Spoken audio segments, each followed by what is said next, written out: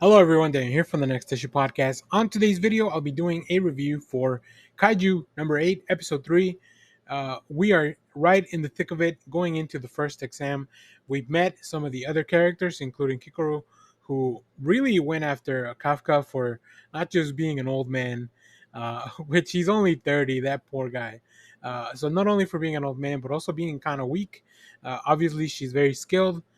We saw that she has that really cool suit that they kind of go into a little bit of detail as to how it works, right? It's made of like kaiju fibers and it amplifies your own innate ability. So she picks up Kafka's car, drops it off in a different spot. And then Kafka, he picks up his car and puts it upright. Obviously, he partially transformed, but Kikoru doesn't know that, so she's getting a little suspicious. They have a little banter back and forth. Also, Ichikawa earlier was able to get him out of a little bind because Kikoru's, she's just so skilled that she smelled kaiju on Kafka. Obviously, they played it off as like because they worked at the disposal of kaiju. Yeah, really interesting. Very much a rivalry already playing up with between those two. Uh, I feel like a goofy rivalry though, nothing too serious. I don't think it's to the extreme. So after that, they go into the exam, and this is where things are really gonna start going downhill for Kafka at the moment, right? They all put on the suits. You're introduced to the captain, the vice captain of the squad. I forget his name, but you're introduced, and then he is kind of the proctor of the test. In this second exam is the physical exam. They have to go into a test where they'll battle real life kaiju, and they before that they're measured in their suits, right? They put on a suit and they see how much of their potential can they really unlock for now with the suit. um, Kikoru shows up that she is a prodigy. She has a combat power of 46%. Meanwhile, Kafka, as much as he tries, he is at 0%. Now, obviously, everyone is astonished by this because no one has ever made it. Like, they mentioned that it's not a thing that will disqualify you from the test, but it's definitely something that will put you in a bad spot. So, uh, yeah, I don't know what Kafka's gonna do. So the test begins, and of course, Kafka can't even carry the gun that they've been given because these are all. You need the augmentation of the suit to like at least handle the regular weapons that will kill kaiju.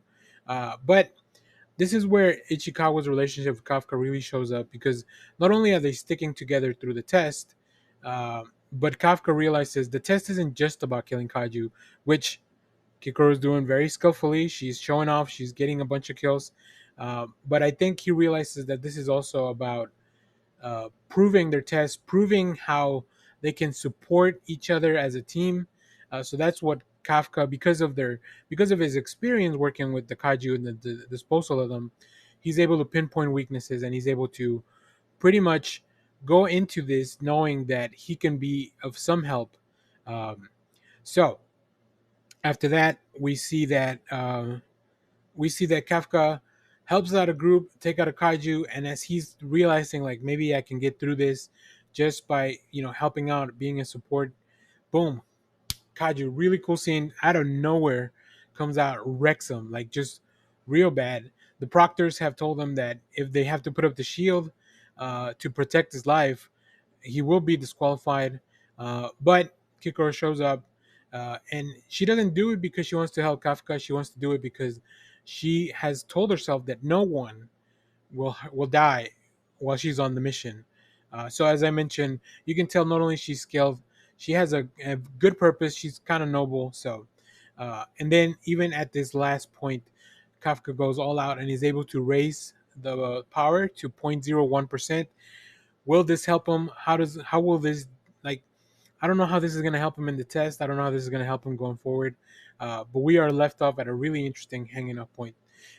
This episode had a lot of really interesting animation, especially when it comes to killing kaiju. They just really are going all out with the gore, and I really appreciate that they're not taking this lightly. Um, the dub continues to be great. I haven't listened to the original version. So if you guys are watching that, let me know how you're enjoying the voice acting. But the dub, to me, great. Everybody fits in. So very excited to see what happens in the next episode. And both of the songs at the beginning and the opening and the ending song are pretty good. So if you're watching Kaiju number 8, let me know what you thought about it down in the comments. As always, thank you for watching, everyone. Remember to share, like, subscribe, hit the bell so you know when we go live. That is most Saturdays, 10 a.m. Central Standard Time. Stay tuned. We have more comic reviews, trailer reactions, TV recaps, all that fun stuff in the channel. Thanks for watching, everyone.